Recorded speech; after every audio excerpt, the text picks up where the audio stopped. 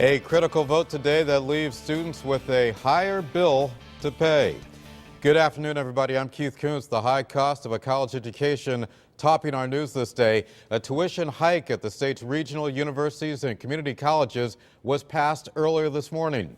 News 8's Kent Pierce was at Eastern Connecticut State University, where students gathered hoping to sway the vote in their direction.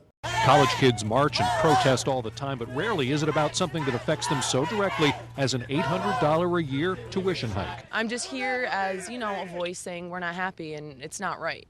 Cut their salaries. Why look at our tuition?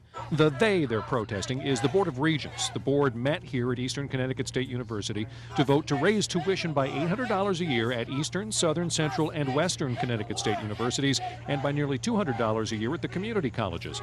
The board chair blames cuts in state aid and falling admissions numbers. Things are becoming more expensive. Bills have to be paid. We have a fiduciary duty for both the financial stability of our various colleges and universities.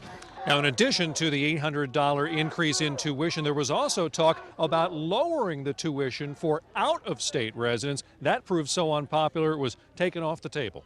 There was not substantial and sufficient information to justify that decision.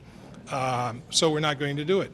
But the $800 tuition hike comes on the heels of a previous hike. For some, it means more than $3,000 in additional student loans for a four-year education. That's a lot of money for me, So, I'm asking, our parents' generation, our grandparents' generation, why, please don't saddle us with this debt when we're just getting out of school. And that's for those students who can afford to stay in school. In the Willimantic section of Windham, I'm Kent Pierce, News 8.